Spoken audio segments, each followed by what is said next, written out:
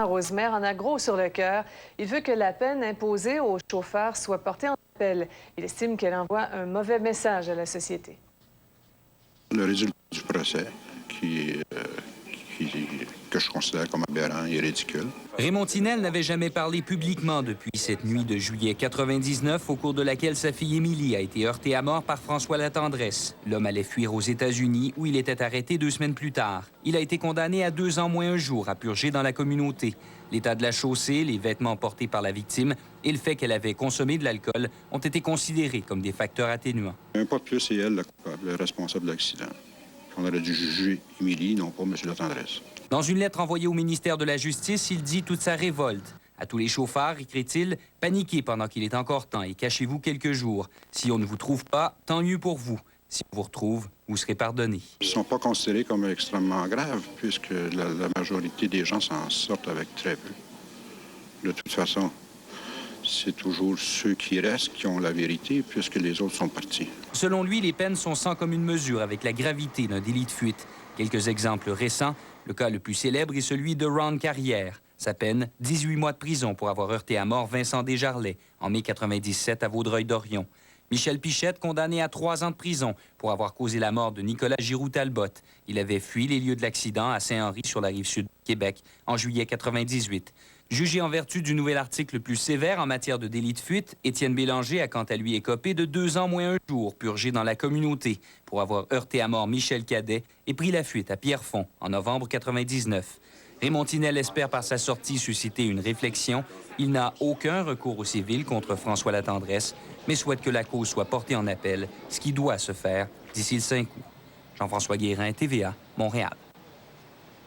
Eh bien, tout comme Toronto, Montréal connaît un des pires étés en matière de smog. La chaleur et la pollution de l'air rendent l'atmosphère La chaleur et la pollution de l'air irrespirables. La meilleure chose à faire dans ces cas est rechercher les coins de fraîcheur.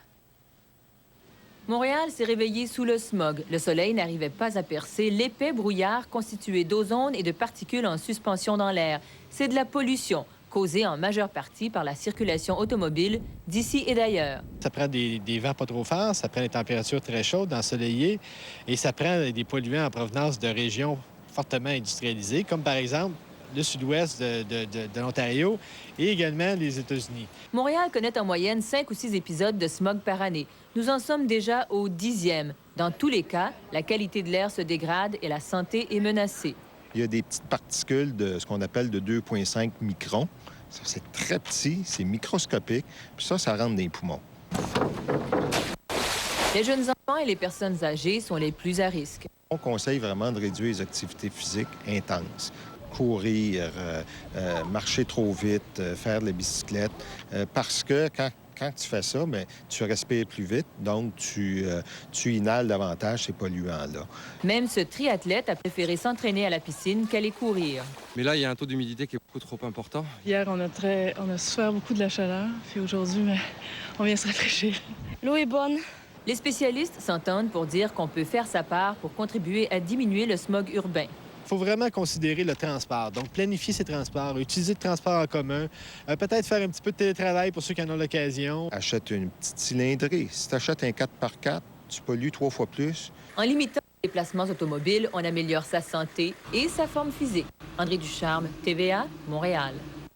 Ici Louis Cloutier. Le très sérieux retard dans la réouverture du pont de la 138 à Sainte-Anne-de-la-Pérade pourrait coûter en amende jusqu'à 450 000 $ à l'entrepreneur du chantier. On en reparle dans quelques instants. Mardi 24 juillet. La crise des urgences au Centre Mauricie à l'origine de la mort d'un homme, selon le rapport d'un coroner. Des amendes frôlant le demi-million pour les retards dans la construction du pont de Sainte-Anne. Au sport, Kevin Dubé, une médaille d'argent qui a son pesant d'or.